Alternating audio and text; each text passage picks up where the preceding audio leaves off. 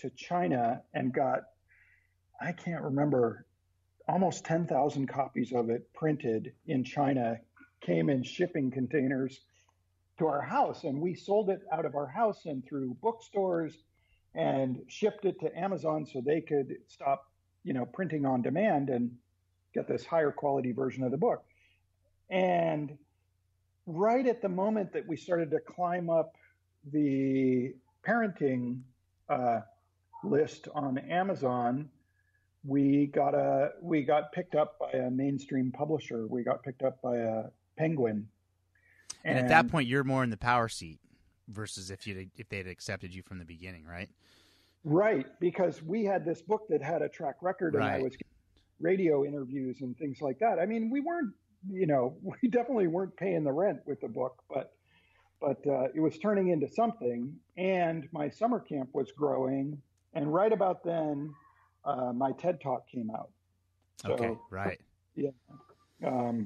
So that was really, or my TED Talk had come out, but that's right about when it went viral, I should say.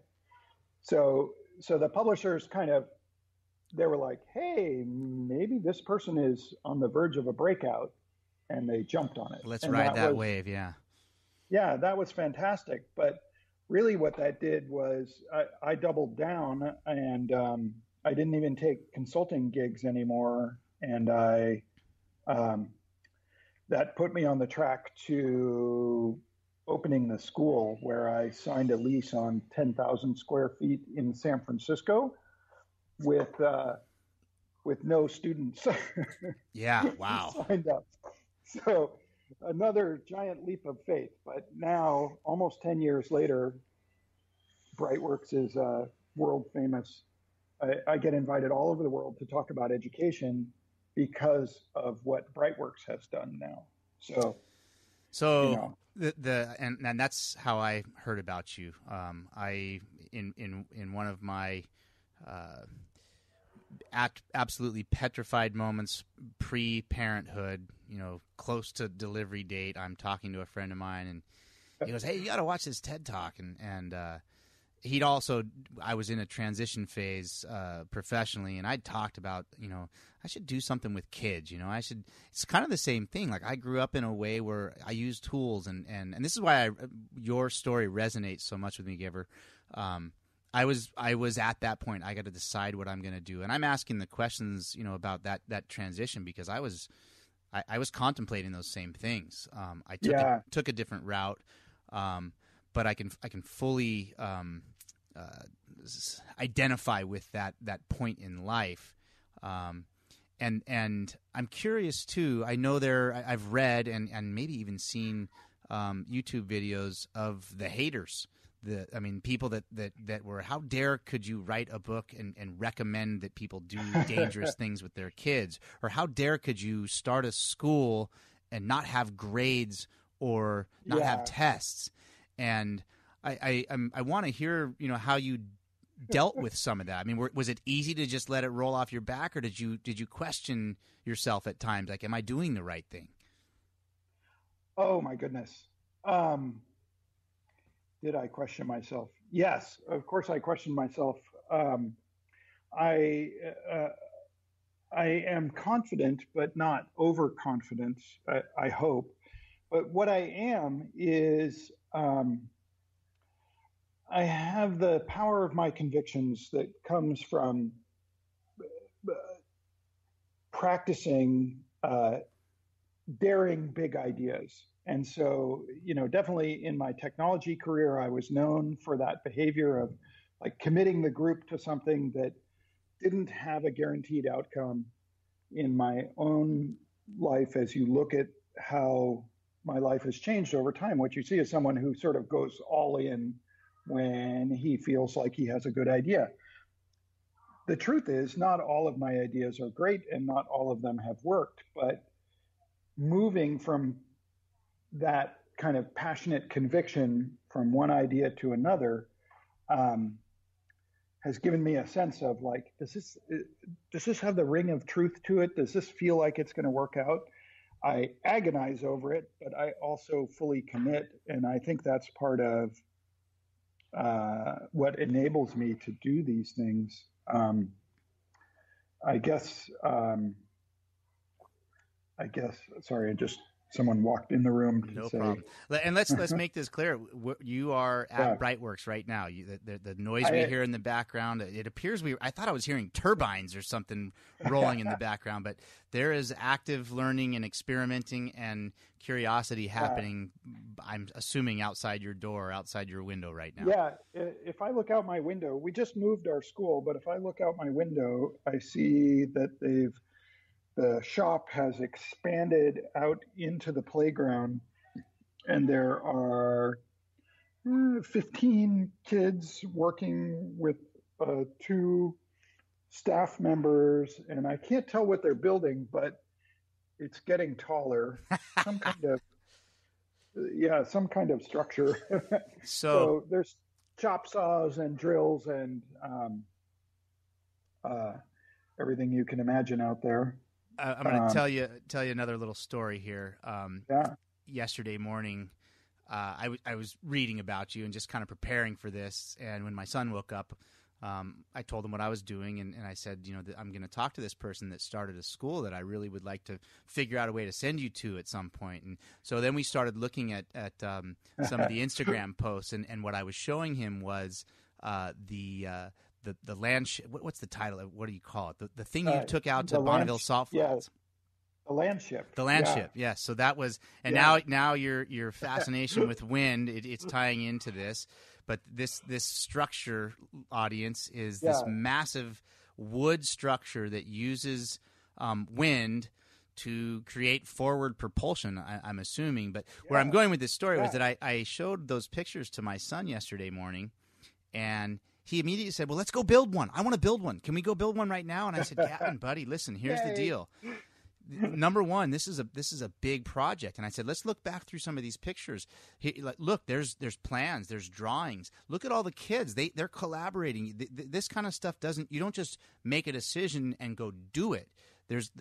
You do it, but it's you're wanting to get to the end right now, and you're not seeing all of the steps in the middle.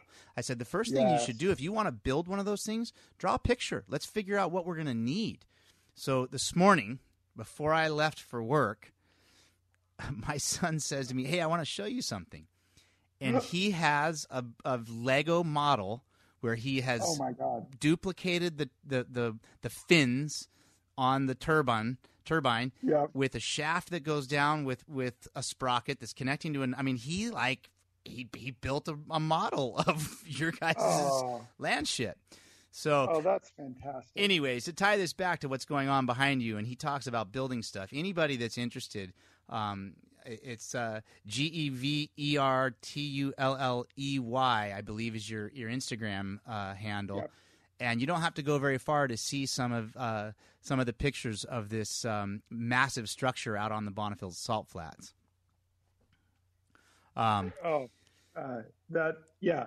That project was fantastic. Me, 11 kids, 14 days of working 16 hours a day to create that vehicle. And,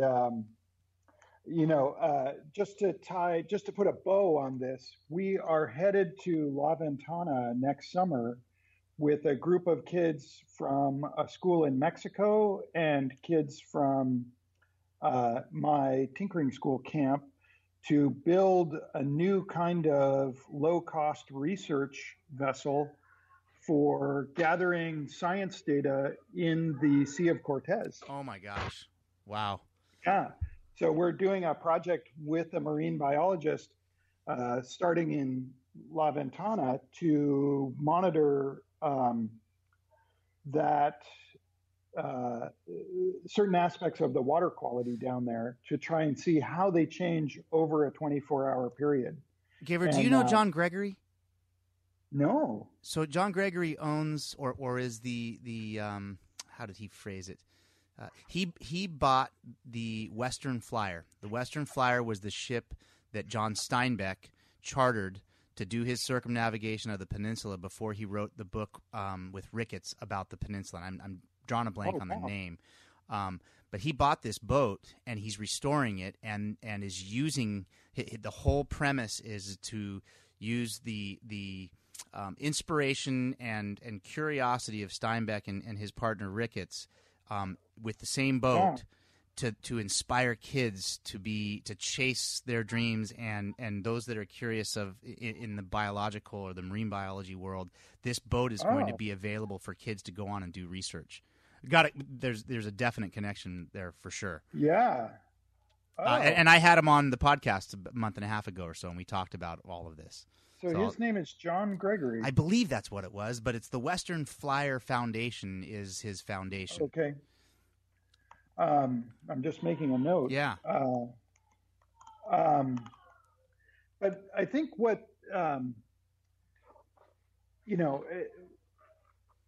what I think is most interesting about working with children right now at this moment in time is that they're vastly underestimated. People don't quite realize what kids are capable of when they're intrinsically motivated. We're used to seeing them in the compliant mode where they are conforming to our academic expectations and just doing the work that we tell them to do. But what we're not used to seeing is what they can get done when they truly are passionate about what they're working on. And when we get out of the way. And when we get out of the way, or we just honestly work right alongside them as collaborators, right? Not as facilitator, not as dictators, but as authentic collaborators, meeting them as peers. And that is the essence of the work that I do now as an educator. And what I think the purpose of the book, 50 Dangerous Things, ultimately is to help parents reevaluate their estimation of their child, to understand that this child is capable, responsible, and can be trusted.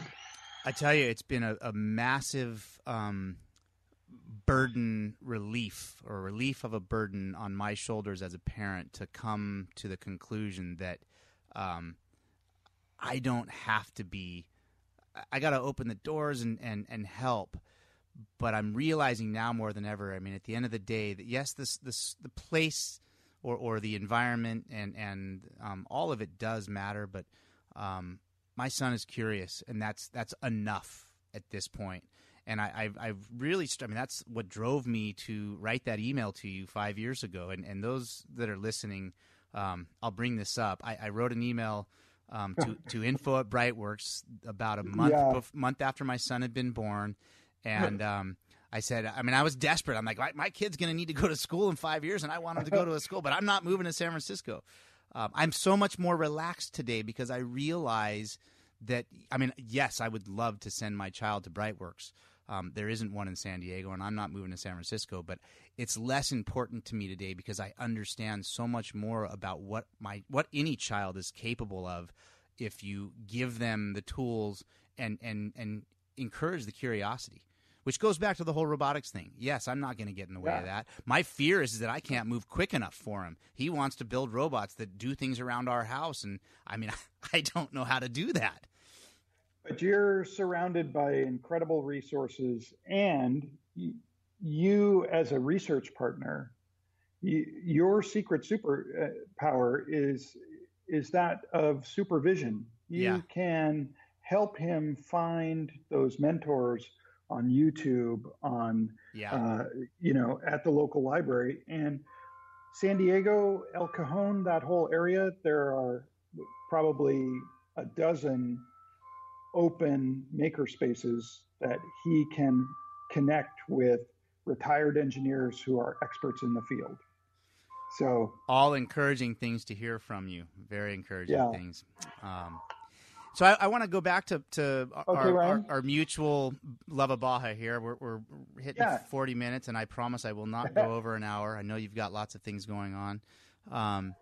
You mentioned La Ventana, and I'll tell you what again, just I was scrolling at one point through your Instagram account, and the thing that jumped out to me is something that some people